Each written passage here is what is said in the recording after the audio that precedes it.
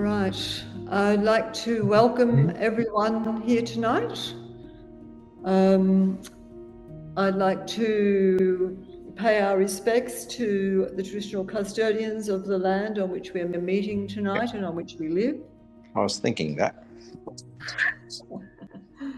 And I'd like to pay respects to their elders past, present and emerging, and also acknowledge their spiritual connection to the caves and country on which we all live. Okay, a small bit of housekeeping. I would like to try and keep this session to 1 hour. I would like us to mute our microphones unless we need to talk. First of all, I'd like to say the session will be with John presenting, followed by questions at the end. Sue White and I will be chairing the session, so Sue will be looking at the chat and also casting an eye over who has their hand up, using the hand up icon at the bottom of their screens. Okay, I would like to introduce Professor John Webb, who I think a lot of you know because of his work at La Trobe University on water in the Nullarbor and lots of other things. So I'm actually going to get John to introduce himself because he knows himself far better than I know him. John, over to you. Why, thank you, Claire. Yeah, so basically I'm a geologist and that's where I come from, really. And my interest in the Nullarbor has been in terms of the landscape evolution of the Nullarbor. And I've also done a bit of caving there over the years. And I'm very interested in the caves and the cave evolution. I also know quite a lot about groundwater. I used to teach it at La Trobe University. And so they've kind of come together in the talk tonight, where I'm going to talk about the groundwater under the Nullarbor. Okay, let's see if we can get this show on the road.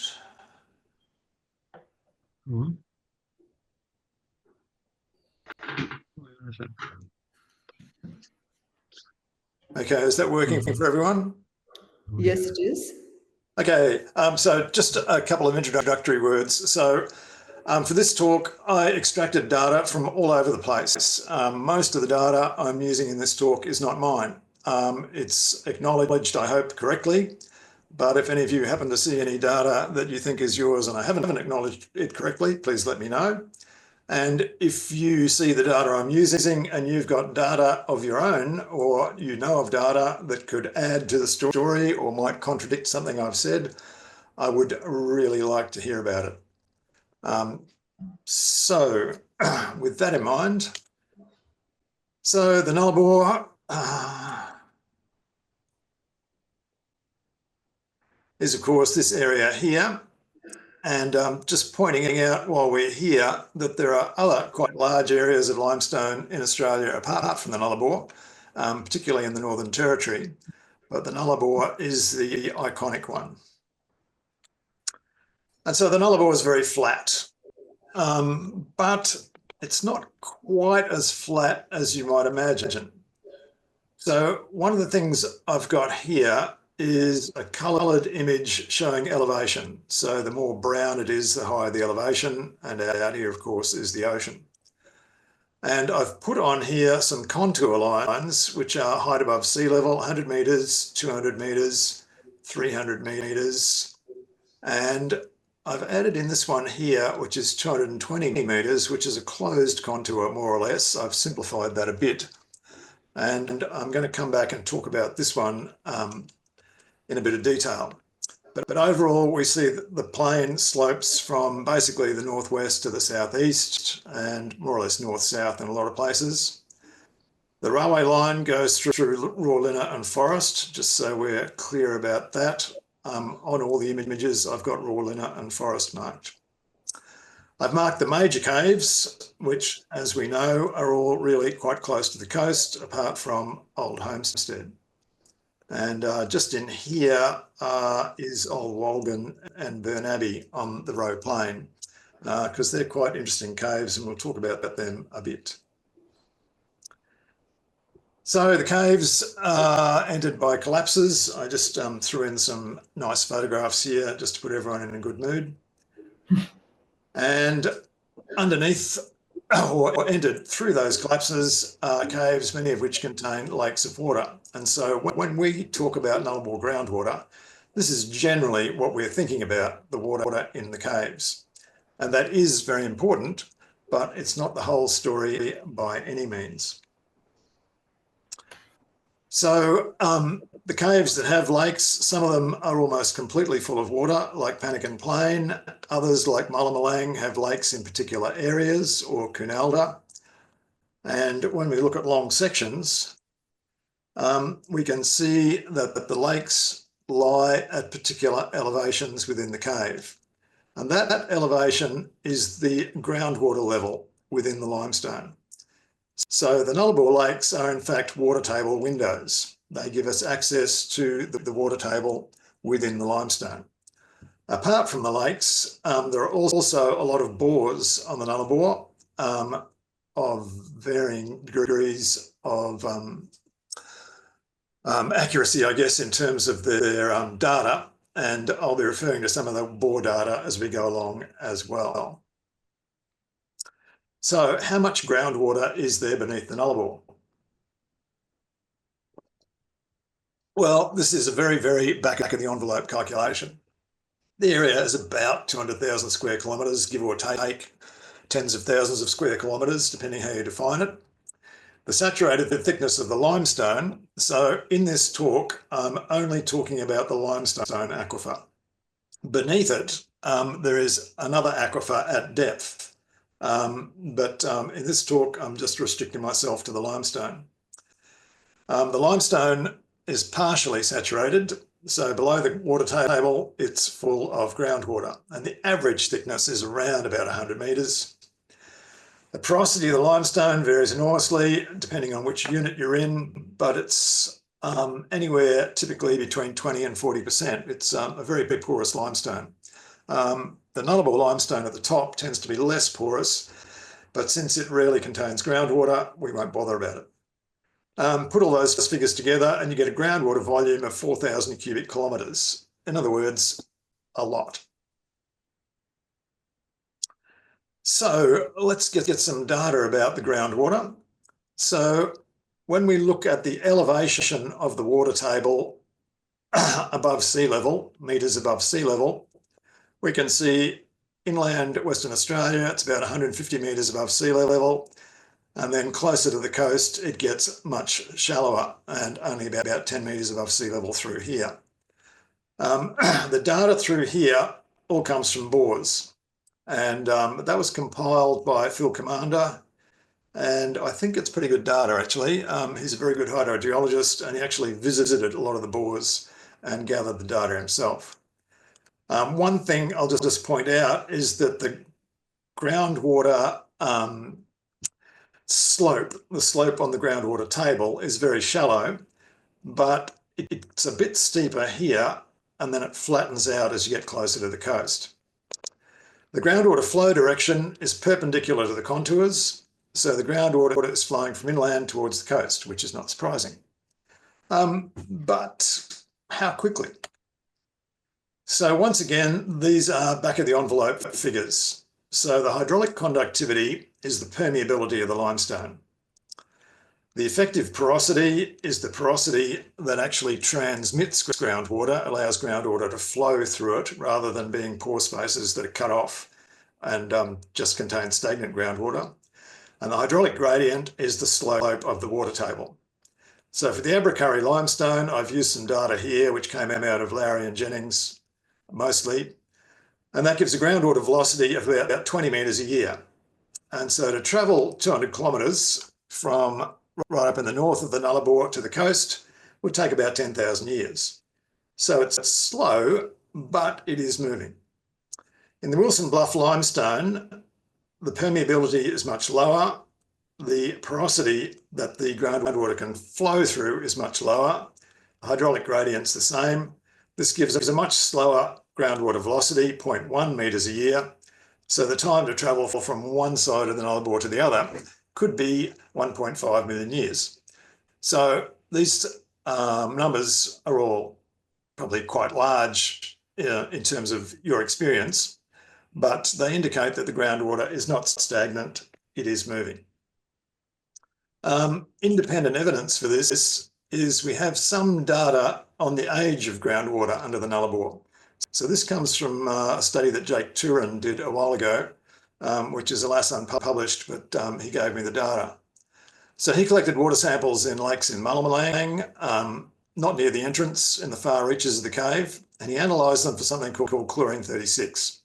And without going into detail, the analyses showed that the groundwater is most likely less than 100,000 years old. So it's certainly older than 100 years, for example, but less than 100,000. So it matches broadly with the sort of flow rates that I had on the screen before. So it's slow, but not stagnant. So how far below the surface is the groundwater? So we're familiar with the caves through here, where the groundwater is about 100 metres below the surface. But as you go inland, it gets closer to the surface. So when you're right at the limit of the Nullarbor limestone up here, actually this one's within another unit to the north, which I'll talk about in a sec, the groundwater is pretty close to the surface, only 20 metres. And it increases in depth till it's over 120 metres around here and then shallows out again. The reason that it shows that trend is that the water table is steeper here and then flattens out through here. And so that gives you this weird closed contour here. So just to emphasise, this is a cross section through the main caves along the coast or close to the coast.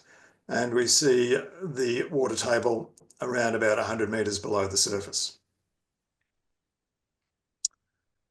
So there's a lot of groundwater under the Nullarbor. How did it get there? So for that, we need to look at the climate.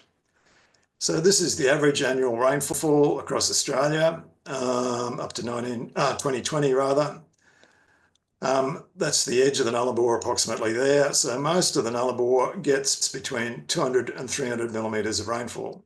Up in the northeast, it drops below 200, and along the coast, it rises above 300.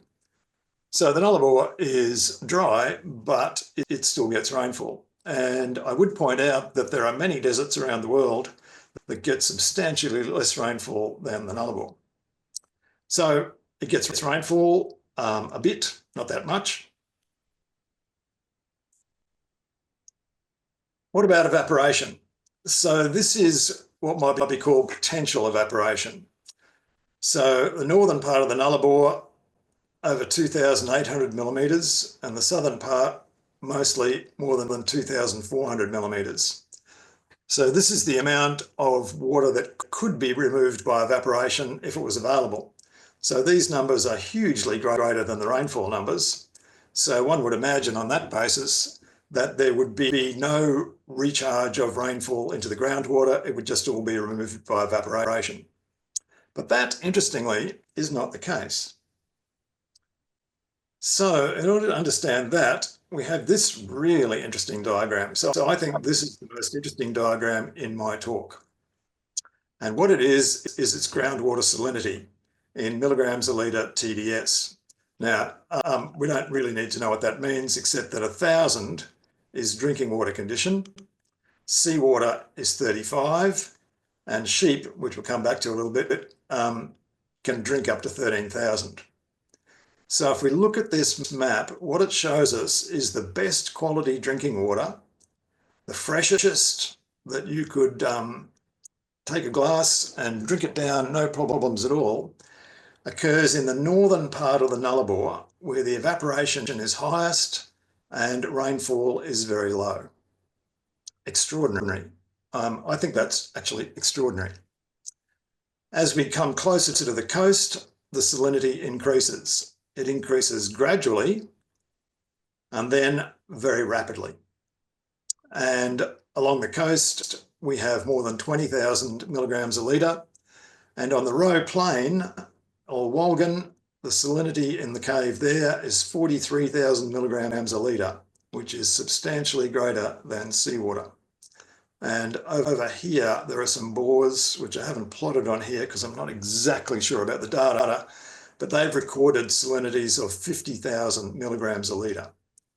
Wow, it's amazing. Just in terms of sheep, you can see that most of the Nullarbor, the salinity is less than 10,000 milligrams a litre, which means it's absolutely fine for sheep. They may not like the most saline groundwater towards the south, but they can drink it. So what is causing this gradient in groundwater salinity? So to understand that, we need to go back and look at the geology more closely. So I said I was talking about the limestone. So the limestone on the Nullarbor, as most of us know, I think, is divided into basically 3 units: the Wilson Bluff, the Arid, and the Nullarbor. But when we look up north, there's a unit of sandstone there that's basically equivalent to the Nullarbor limestone, called the Colville sandstone. And this unit is very important. Underneath the Wilson Bluff limestone, there's a sandstone too, the Hampton sandstone, sometimes just called the mid-tertiary sands. But let's have a look at this Colville sandstone. So this is a geological map of the Nullarbor. NL is Nullarbor limestone. AL is Arid limestone. Down here is the Roe Plain with the Roe calcarenite. Don't worry about RSC, that's just surface sediment and calcrete. But here, CS is the Colville sandstone. So this is the unit I was just talking about.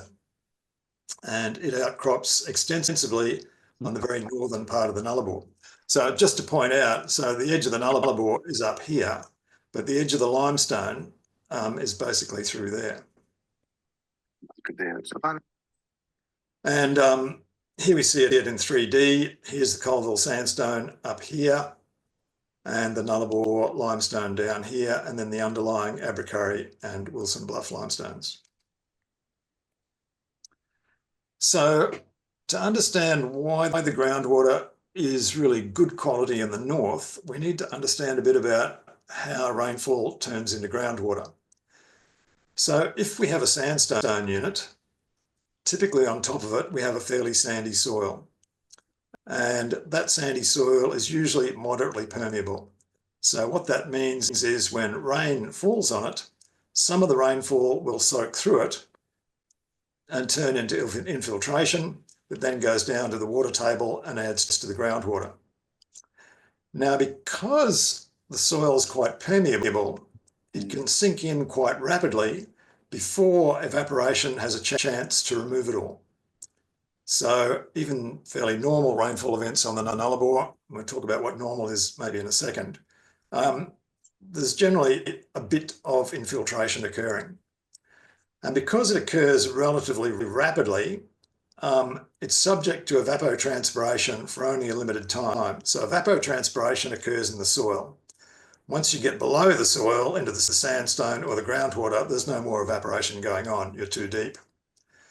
And so because this occurs fairly rapidly, there's not much time for evaporation to affect it. And the infiltrating water, and therefore the groundwater, are relatively fresh. So the key to that low salinity, high quality groundwater in the north is that the rainfall is infiltrating through the outcrops of Colville sandstone. And as a result, the groundwater is relatively fresh.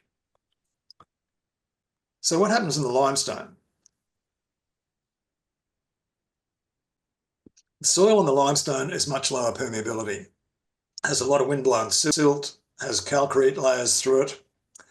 And as a result, normal rainfall events, so most rainfall on the Nullarbor is a few millimetres, and when it falls on the limestone, it falls there and then it just all evaporates. So what that means is all the salt in the rainfall accumulates in the soil. So you might go, salt in the rainfall, but rainfall is really fresh. And rainfall is really fresh, but it does contain a small component of dissolved salt.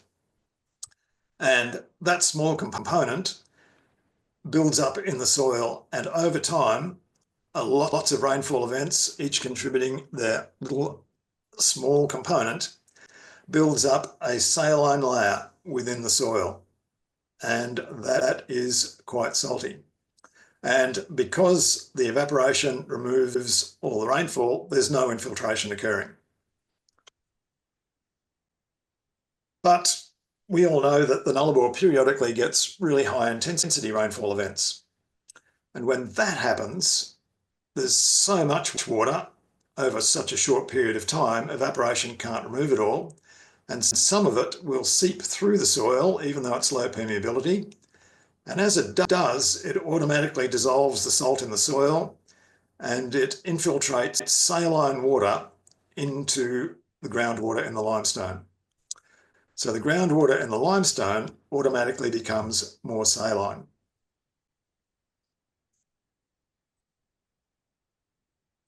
So let's go back and have a look at this again.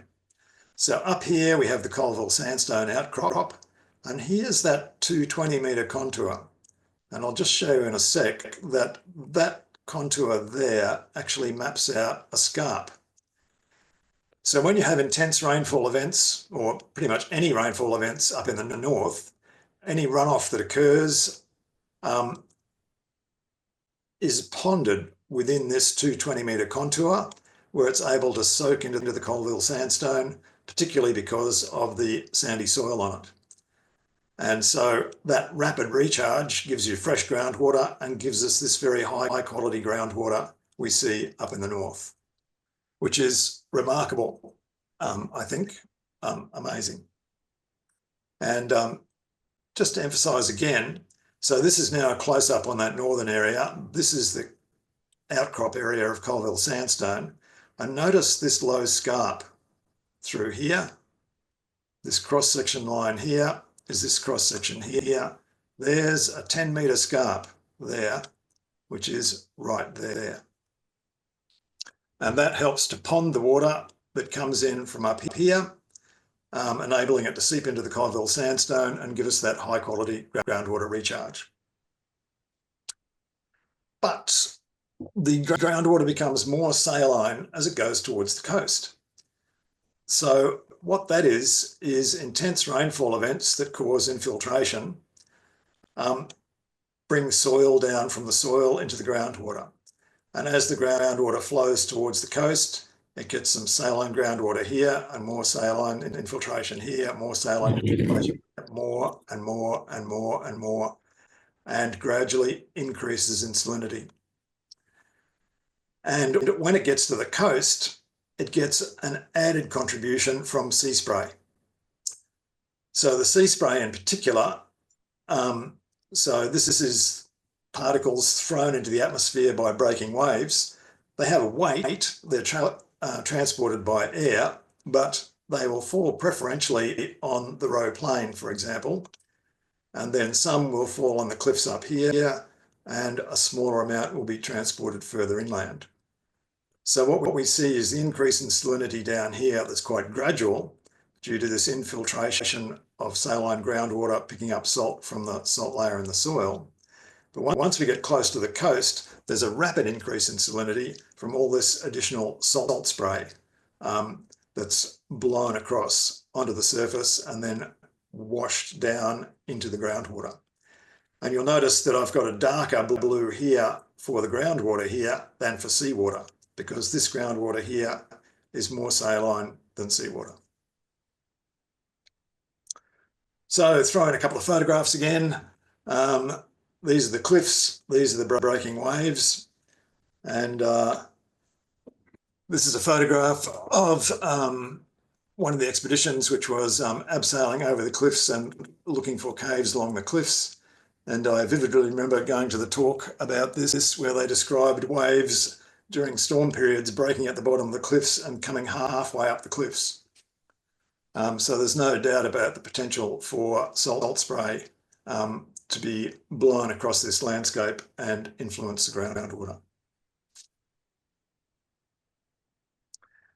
Is there any additional evidence for this? So a couple of people have looked at the gypsum in Nullarbor caves, and you can look at the sulfur isotopes, and it's diagnostic of sea spray.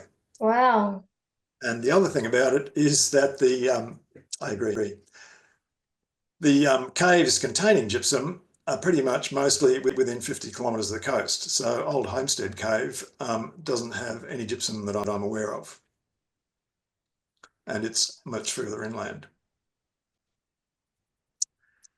Okay, so that's me talking in general about groundwater in the Nullarbor. What I want to do now is talk about groundwater where we see it in the caves.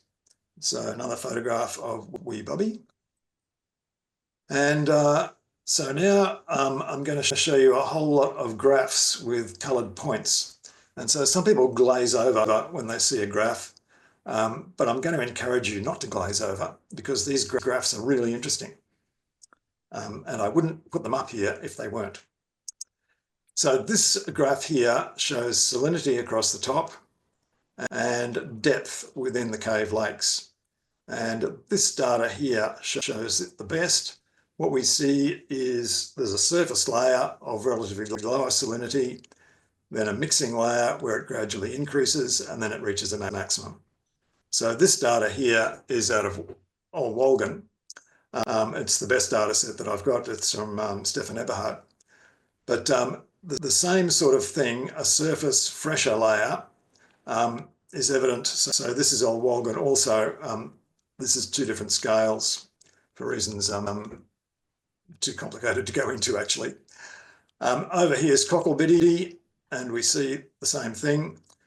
And then Warbler and Tommy Graham's only have 2 points, but the divers assure me that there's a halocline there too.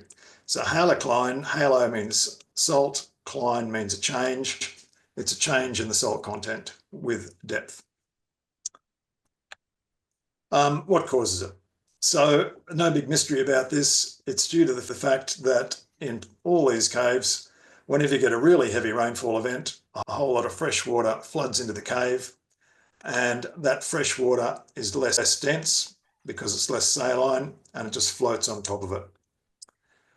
So some data here from Peter Buzzacott, where he noticed in Cocklebiddy 9 metres of rainfall on a single day added 1.5 metre layer of cool fresh water on top of the warmer saline water. And that layer of fresh water will gradually mix with the underlying saline water. It evaporates a bit, which increases its salinity and makes it easier to mix. How quickly it mixes, how thick the fresher layer is, depends on the relative volumes of the lake and the input, how saline the lake water is, and the time that it's been mixing. And in Old Wolgan, there may have been a small drop in the halocline over 5 years, a bit difficult to say for sure. So some of the lakes appear to not have haloclines. People may be able to correct me about this. The data that I've just shown you is the only ones that I have data for on haloclines. Without haloclines, I think either they've completely mixed or there's a halocline there and I just don't know about it. And just to finish off, Jake Turin sampled cave pools at the entrance of Mullamalang, and they contain detectable tritium. And that just means automatically that that water is less than 50 years old. So those lakes there have also seen rainwater input over the last 50 years.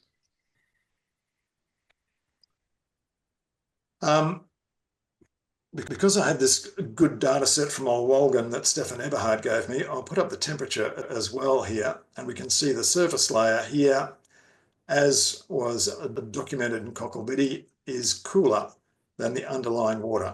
And that's because rainfall is typically quite cold. And the other thing about it is we've got analyses on the oxygen isotope composition of the surface layer, and that also indicates a storm rainfall signature. So something else about cave lakes that's had a lot of discussion is temperature. So most of the cave lakes have a temperature about 18.5 to 19.5, and that's just the local mean annual air temperature. However, 4 of them at least are either warmer or have warmer bits. So in Cockle-Biddy, the temperature rises northwards from 18 degrees centigrade in the entrance to 24 inside the cave. Tommy Graham's is warmer throughout. Murra L11, the temperature rises from 19.1 to 20.5, where warmer water enters through a joint line in the floor. This is from some data that Ian Lewis gave me. And Wee Bubby is mostly 18.6, but has a distinct warm zone of 19.4. So what's caused this warmer water in these caves? So I think the explanation is relatively simple. So when water flows through a limestone from an input to an output, from an input area to a discharge spring, it doesn't flow along the water table. It follows a curved path that goes deeper and then comes up shallower. And so that's the flow path, and then caves develop along that flow path due to dissolution. So what that means is that depending on the depth that the water goes to, it can warm up, because as you go deeper in the Earth's crust, it gets hotter. So I think these warmer temperatures are just due to heating along phreatic loops. Now, the average geothermal gradient in Australia is 30 degrees centigrade per kilometre, and that means for every 100 metres, it gets 3 degrees warmer. So if the water goes down 200 metres, it'll heat up by 6 degrees, which is the maximum temperature increase documented in the caves. So I think water in places is just going through deeper circulation pathways, maybe down to the base of the Wilson Bluff limestone, which is about 200 metres below the caves at that point. And it's probably flowing or controlled by joints like the one that's evident in Murra L11, which allow the deeper circulation water to rise to shallower depths in particular places.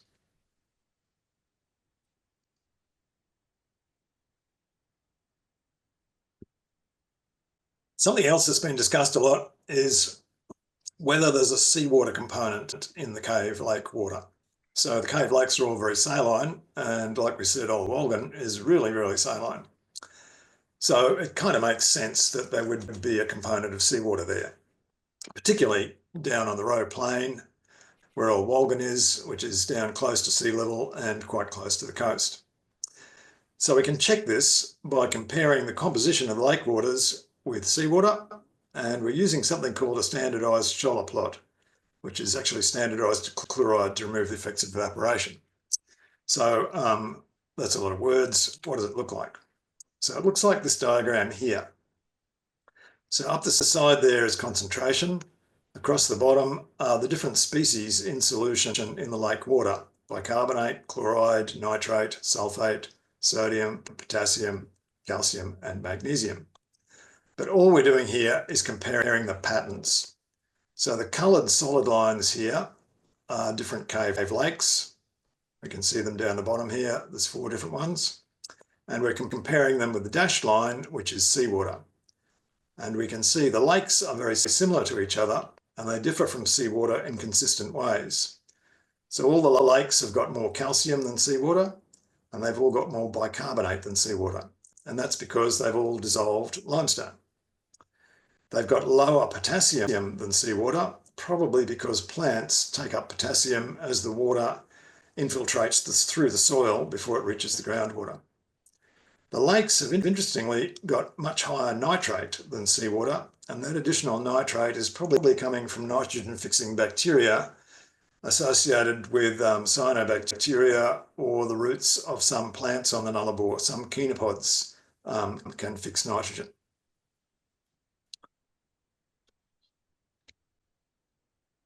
And here we have a stable isotope diagram, and just need to point out a few things about it. So all the coloured dots here are the different lakes.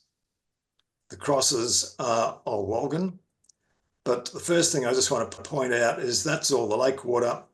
and seawater is up around 0, 0. So these don't have any obvious similarity to seawater. The dashed line here is the variation in composition of rainfall, and the high intensity rainfall events that we said are responsible for recharge of the groundwater on the Nullarbor all plot down here. And if they recharge the water and then it goes into the lake and the lakes start to evaporate just because they're flowing very slowly in the caves, that evaporation will cause a trend, which is what we see here.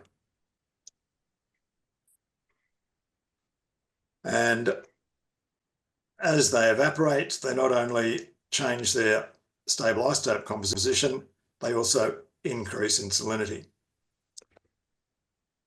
Now, Old Walgan plots off that trend up here, and we'll talk about that in a sec. But first of all, I just want to say that for most cave lakes, their composition is quite different from that of seawater in terms of the calcium bicarbonate, potassium nitrate, and stable isotopes, oxygen and hydrogen. So for most cave lakes, I think there's no evidence whatsoever of any seawater component. But what about Old Walgan? So it's really saline and it's so low down. And I must admit, when I first looked at Old Walgan, I thought, it's probably got seawater in it. But composition of Old Walgan shows the same differences from seawater, increased bicarbonate, increased calcium, decreased potassium, increased nitrate, that we see for all the other cave lakes. There's no clear evidence of a seawater component there. And when we look at the stable isotopes, now the crosses here are Old Walgan. They're down with all the other lakes and far away from seawater. So despite the fact that Old Walgan is so saline, I don't think it's due to seawater. I think what it is due to is a big input of sea spray because it's so low and relatively close to the coast. And that gives extra salt without the effect of evaporation.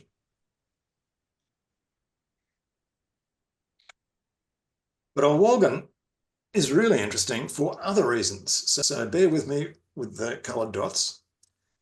So all these coloured dots here are all the cave lakes that I have data for in terms of pH. So that's how acidic the water is.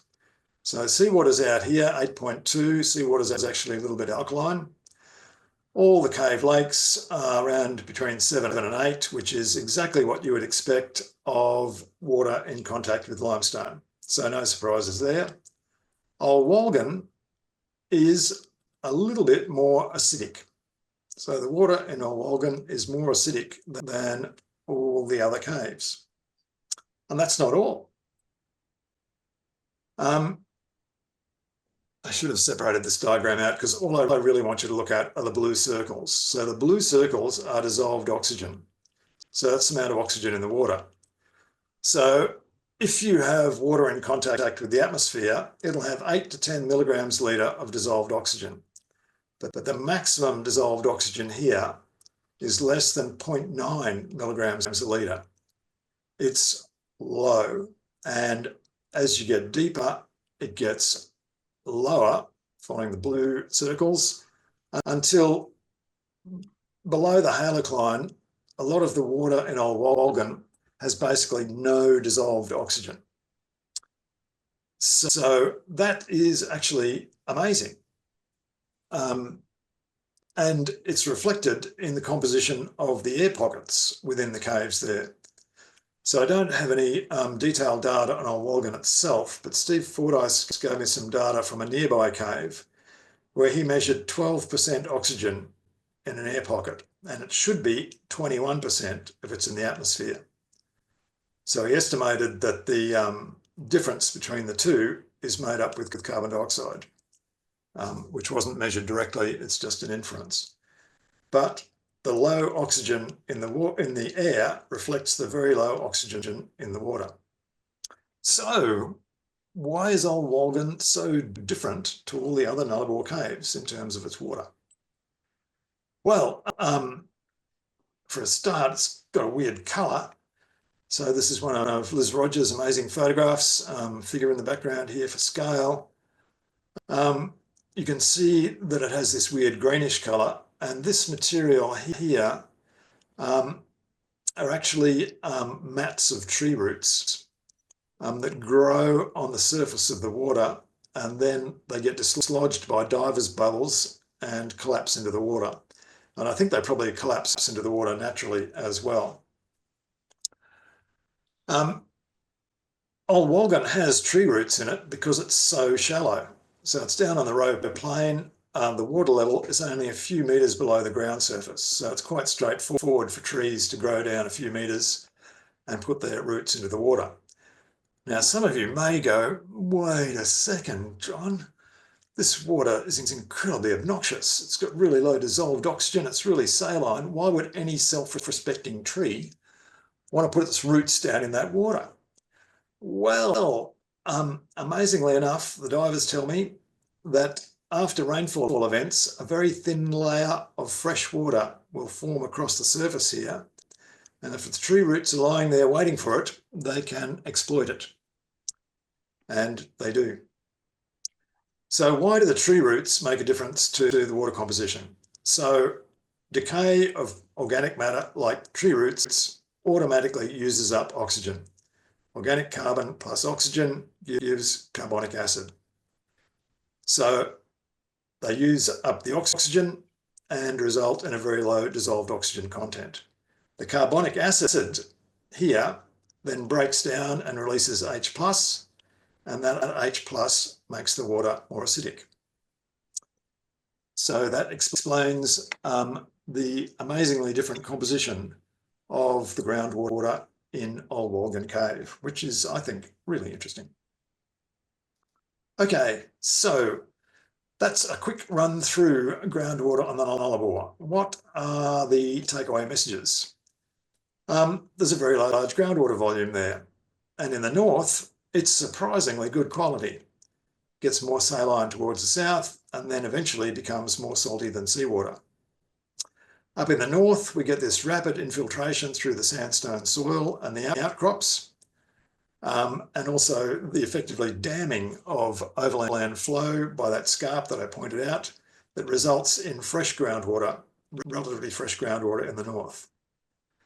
To the south, the soil is less permeable, slower infiltration, gives us saline soil, and when we do get infiltration through that soil, flushing of the salinity into the groundwater makes it more saline. Groundwater flows slowly southwards, not stagnant, but very slow. And as it flows slowly southwards, it gets progressive infiltration through the saline soil along the flow path, making it more saline. And when it gets closer to the coast, there's the addition of sea spray that results in the very high salinity of water closer to the coast.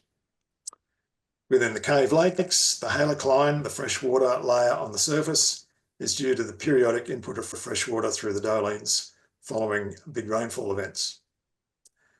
The higher temperature sections of the caves, I think, are probably due to the input of warm, deep circulation water. There's no evidence of the presence of seawater within the cave lakes based on their composition and both the dissolved species and the isotopes. And then finally, Old Walgan on the Roe Plain. I should point out that the other caves on the Roe Plain are very similar to Old Walgan. I just don't have as much data for them. It's more acidic. It's got low oxygen levels because it's shallow. It's got tree roots in it because it's so shallow. And decay of these roots uses up the oxygen and makes the water acidic. So at that point, I will stop and allow you to ask questions. Thank you.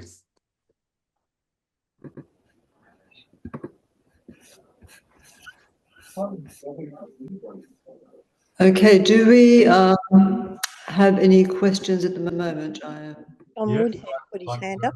Question in a minute. Who was that, Sue? John Woodhead. John?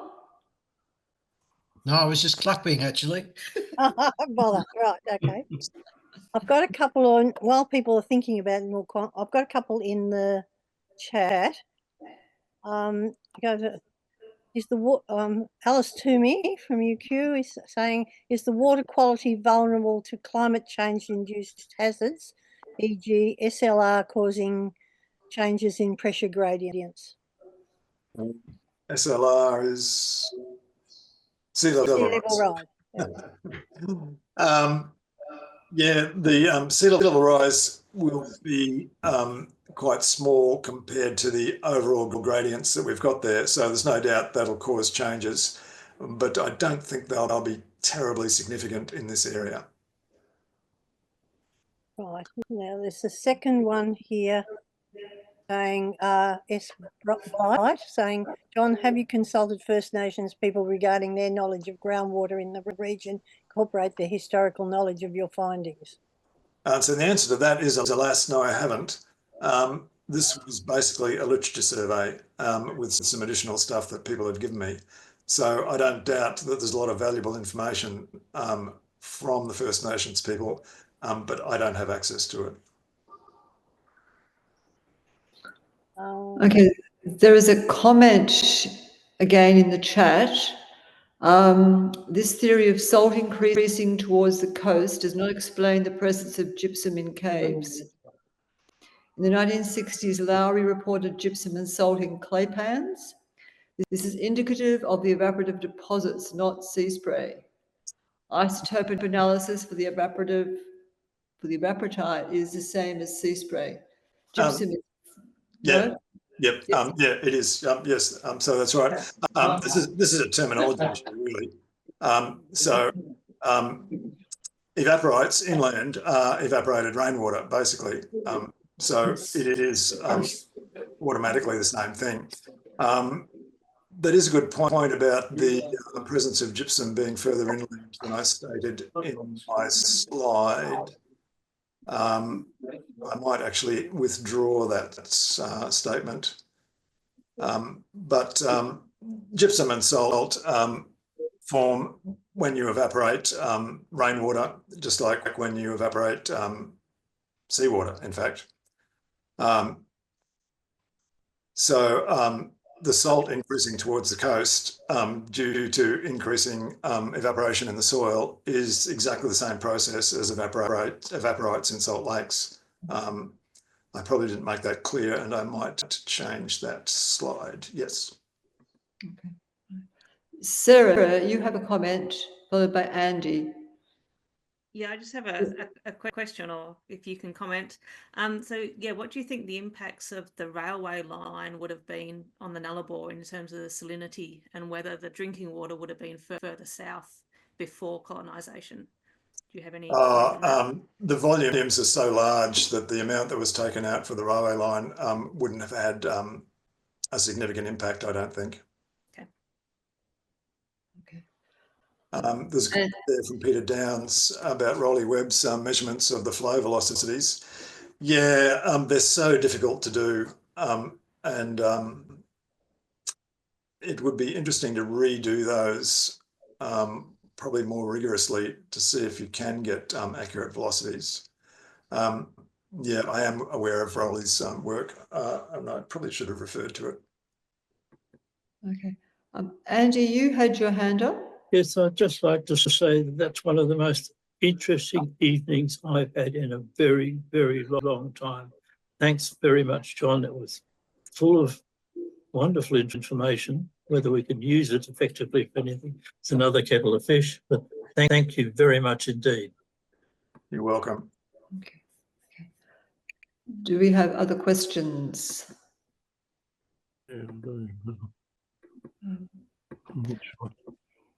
I have a question which relates to the scarp that you talked about, John, that runs across to the north. Have you got a distance, how long that scarp runs for? It'd be over 100 kilometres. Okay. Okay. I haven't mentioned it, but I can and get back to you.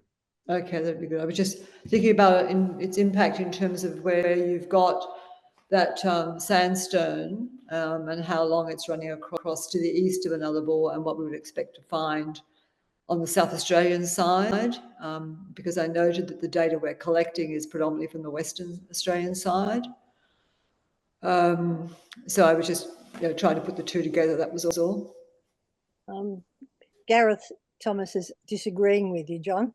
That sea spray and evaporites are the same. Mate Lipar's 2019 paper refers to quaternary evaporite. This is evaporation of seawater, same as Lake McDonald. I think You can hear me, but there's also right. some other comments lower down about gypsum. We could go on about this for quite a while, probably. So where do you think the calcium sulfate in gypsum and evaporites comes from? Inundation by seawater is the normal method, and in fact that's what Mate Lipar's 2019 paper seems to imply, that there's been a quaternary inundation, and the presence of gypsum and halite in clay pans is normally indicative of evaporating seawater. So if you evaporate seawater, you definitely get gypsum and halite. If you evaporate rainwater, you also get gypsum and halite. Not in the same proportions. Well, so the proportions vary according to the history of the water. So all I said was that gypsum came from sea spray, which it does. We'll agree to disagree. Excellent, I like that. Gresley's got a point here. With respect to freshwater pulses coming in from the Dollends and making the freshwater layer, would you think that the rate of input would be important in making the influx water not mix with the existing groundwater, i.e. if water came into the Dollends at a slow, steady trickle like a leaky tap instead of a big dump of rain, would it make fresh water more likely to mix with the saline? Yeah, it might. There's still a big density difference between the two, at least initially. If the stories that I said in Old Walgan about an extremely thin layer of fresh water over the top of the salt water there are true, then that would indicate that was a fairly slow input, but it still didn't immediately mix. I'm sure it does eventually, but enough for it to stick around for a while. And Phil's got a point here. The 10-metre high point that sits in the north, is that natural rise in the geology? The 10-metre high point.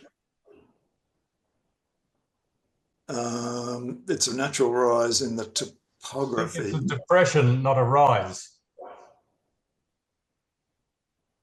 We're talking about the depression contour at the 220 metres.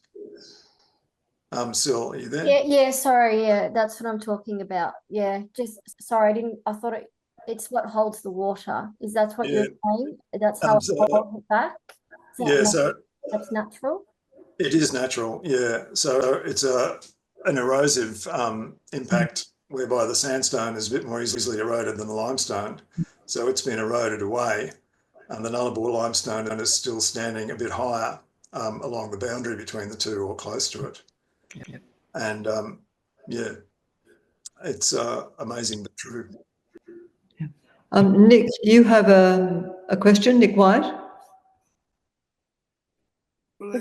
Yeah, I can talk to you now. Let me see.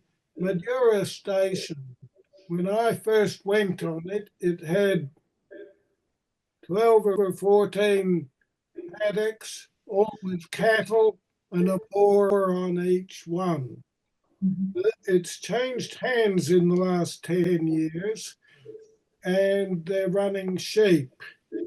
And they're exploiting variations in the salinity so that they now have gone, they haven't drilled new bores, but they've taken bores from the west side of those Madura paddocks and pipe it across to other paddocks because it's much less saline, and the sheep do better the moment you drop the salinity down.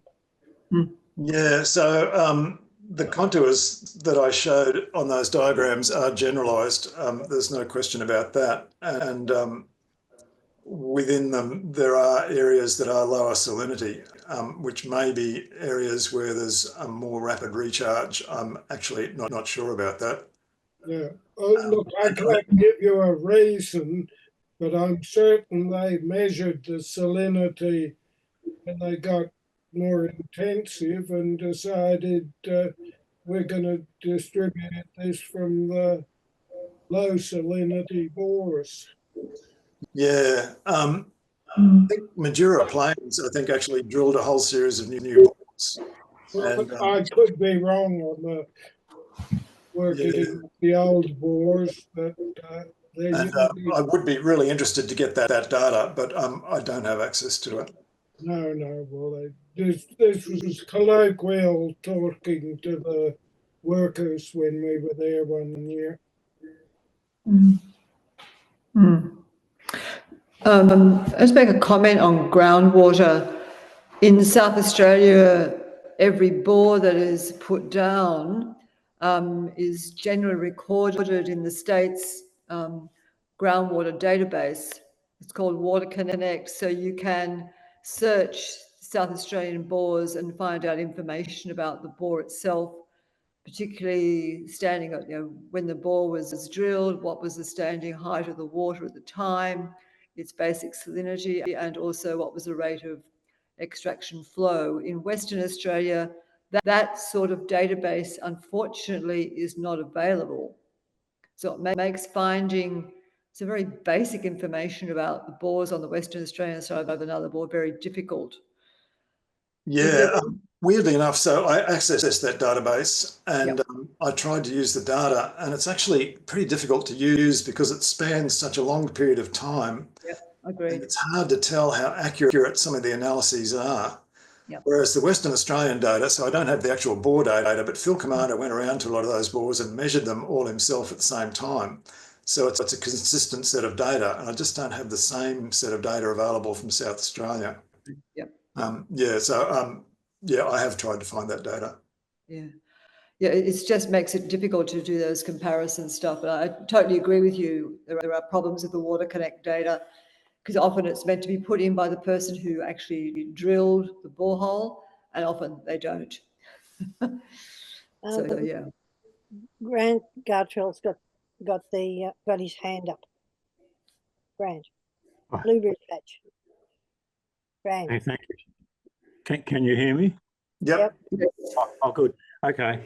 I think I've had all the complexities of Nullarbor explained to me by this, and one of the things that I recall, which I had no idea of the reason for, was a temperature difference from the entrance to the far reaches of Mullumbimang Cave. In fact, you'd expect that the cave breathes in and out so strongly that the temperature at the outer end of it would tend to be the mean temperature of outside air they're going through. But the temperature at the inner end of Mullumbimang was around about, as I recall, and I've got no data at my hand, but something like 4 or 5 degrees warmer there. And it just, I've heard quite a plausible explanation for it, that the water that's quite common in that far end of Mullumbimang is actually possibly has come from quite deep to come up and fill all the pools along there which are there. And so that I'm just wondering whether that's a logical explanation for that temperature difference, because I can't think of anything else other than a latent volcano underneath, which I think is very unlikely. But it would also suggest to me, which I'm a bit aghast about, that if Mullumbimang was 6 times as long, then the temperature difference would be quite a lot smaller, because there'd be a lot more outer air making it that far because of the breathing of the cave. But the fact that the air up there is significantly warmer means that air is not changing anywhere near as fast as the outside air, which says that's almost the limit of the accessible cave for the time being anyway. Yeah, I don't know. Yeah, listen, That may be an explanation for it. I'd probably be unwise for me to comment on meteorological sides of things because I'm not that familiar with the meteorology of the caves, but it seems like a logical explanation to me. Okay. Thank you. Yeah. All that. You'll have to read. Everybody will have to read Gareth's. Yeah, so I guess we've got enough time to go into this. So rainfall contains, all rainfall pretty much contains calcium and sulfate. And sodium and chloride.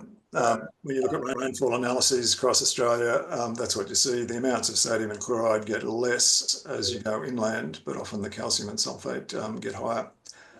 And when you evaporate that rainfall, you form gypsum. So the reason that you've got gypsum deposits in the salt lakes around northern Victoria is a good one. On the Murray, the salt lakes there have extensive deposits of gypsum. And that's because it's evaporation of the groundwater. It's got nothing to do with the former inland sea that occupied the area. All the seawater that was in those sediments got flushed out long ago. And evaporation of the groundwater, which is all recharged rainfall, gives you gypsum and salt.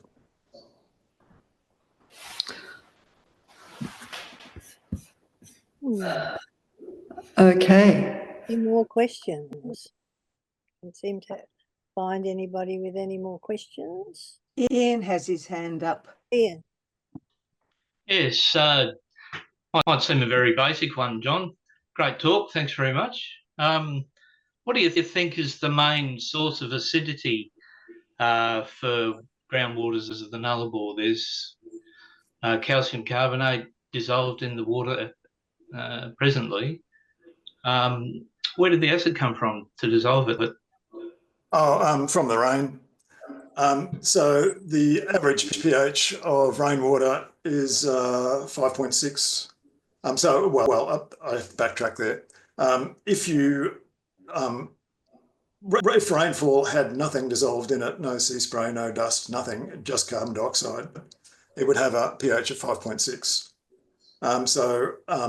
As it dissolves more limestone dust, that gets neutralised and the pH rises, but lots of rainfall is slightly acidic. It's not acidic enough to be called acid rain or anything like that, but it has natural acidity just due to dissolved carbon dioxide.